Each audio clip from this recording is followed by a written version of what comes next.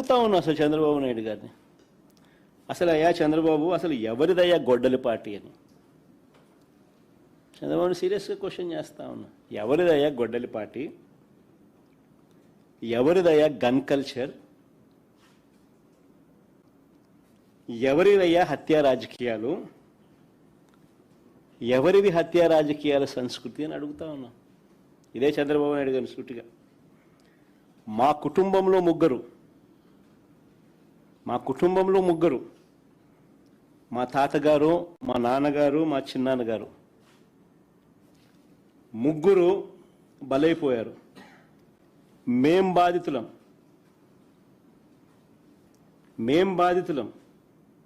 కానీ మాపైనే వీళ్ళు తప్పుడు రాజకీయాలు చంద్రబాబు నాయుడు గారు చేయిస్తారు. మా తాతగారు రాజారెడ్డి గారిని చంపింది ఎవరు అని అడుగుతా ఉన్నా చంద్రబాబు నాయుడు గారిని. టీడీపీ వాళ్ళు కాదా? ఈ ఘటన చంద్రబాబు ముఖ్యమంత్రిగా ఉన్నప్పుడు కాదా జరిగింది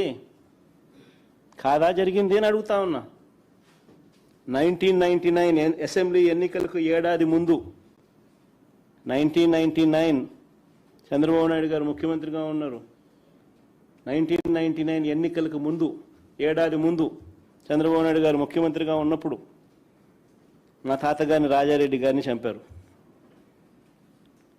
కేవలం నాన్నగారిని రాజశేఖర రెడ్డి గారిని పులివెందులకి కట్టడి చేయాలి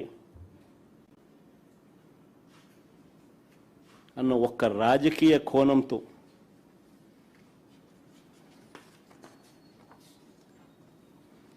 ఆ కేసులో దోషులను బరితెగించి హైదరాబాద్ తెలుగుదేశం పార్టీ సెంట్రల్ ఆఫీస్లో ఎన్టీఆర్ ట్రస్ట్ భవన్లో పెట్టి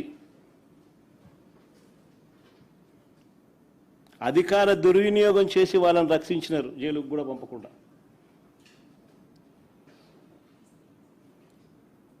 మరి ఇది ఎవరిదయ్యా క్రిమినల్ బ్రెయిన్ చంద్రబాబు గారు అని అడుగుతాను. ఎవరిదయ్యా క్రిమినల్ బ్రెయిన్ అని అడుగుతాను చంద్రబాబు నాయుడు గారిని. మా నాన్నగారి విషయంలోనూ అంతే.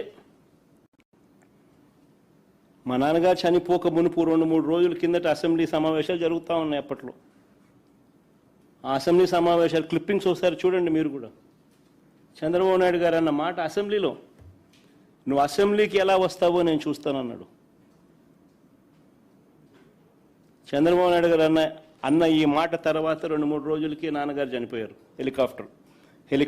Helicopter accident.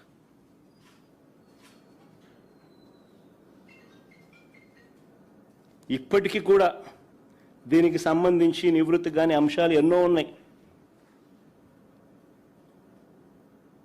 ఎవరిదయ్యా Chandrababu criminal brain అని అడుగుతా ఉన్నా.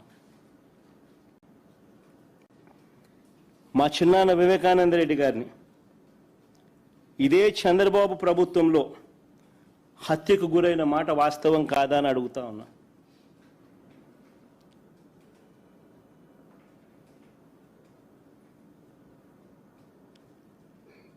వైసీపీ పార్టీ కోసం, అవినాష్ రెడ్డి కోసం తాను క్యాంపెయిన్ చేస్తూ ఉన్నాడు. జమ్మలమడుగుకు పోయి క్యాంపెయిన్ చేసి వచ్చినాడు.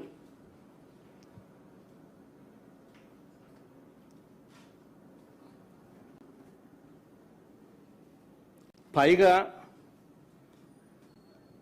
తానే వివేకం చిన్నానని హత్య చేశానంటూ సాక్షాత్తు లైవ్ టీవీ షోలో చెలరేగిపోయి విచ్చలవిడిగా మాట్లాడిన ఈ దస్తగిరి అనే వ్యక్తి, చంపిన వ్యక్తి,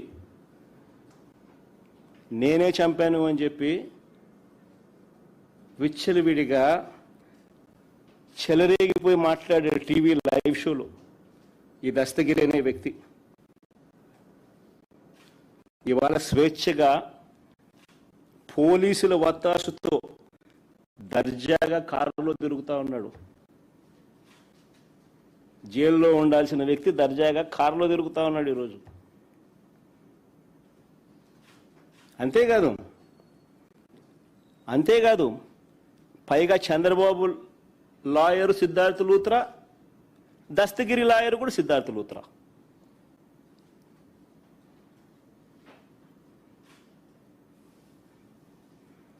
మరి ఎవరిదయ్యా చంద్రబాబు క్రిమినల్ బ్రెయిన్ అని అడుగుతా ఉన్నా.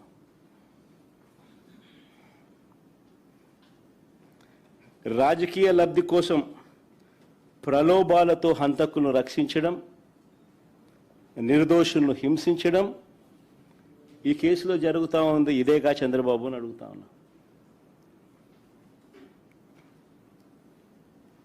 ఇంకొక ఉదాహరణ, చంద్రబాబు గారి బావమడిది వియ్యంకుడు బాలకృష్ణ గన్ పట్టుకొని టపా టపా అని ఇద్దరిని కాల్చి పడేయలేదా అని అడుగుతా ఉన్నా. టపా టపా అని గన్ను పట్టుకొని కాల్చి పడేయలేదా అని అడుగుతా ఉన్నా. ఇదే పెద్ద మనిషి బాలకృష్ణ, చంద్రబాబు నాయుడు గారి వియ్యంకుడు, టపా టపా అని ఇద్దరిని లేపేయలేదని అడుగుతా ఉన్నా. ఎవరిదయ్యా గన్ కల్చర్ అని అడుగుతా ఉన్నా. ఆ తర్వాత సాక్షులు ఉండకూడదని చెప్పి ఆ ఇంట్లో ఉన్న వాచ్మెన్ను, అంటే వాళ్ళ ఇంట్లో ఉన్న వాచ్మెన్ను బండరాయితో మోది చంపారు. వాచ్మెన్ను కొద్ది రోజులకే, ఈ ఇన్సిడెంట్ జరిగిన కొద్ది రోజులకే ఆ ఇంట్లో ఉన్న వాచ్మెన్ను బండరాయితో మోది చంపారు.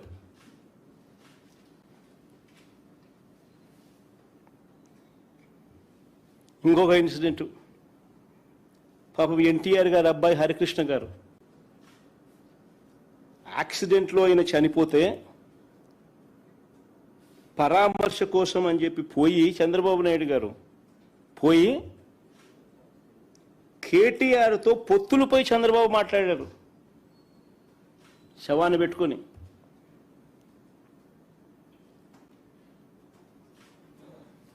మరి ఎవరిదయ్యా శవరాజకీయాలని అడుగుతా ఉన్నా.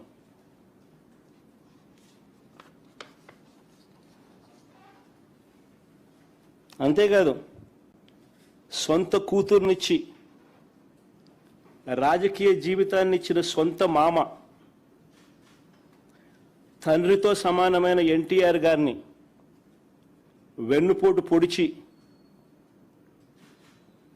సీఎం కుర్చీని, ఆయన పార్టీని, ఆయన గుర్తును లాక్కుని ఆయన చనిపోయేట్టుగా చేసింది ఎవరయ్యా చంద్రబాబు అని అడుగుతా ఉన్నా. ఎవరివయ్యా కుట్ర రాజకీయాలు అని అడుగుతా ఉన్నా.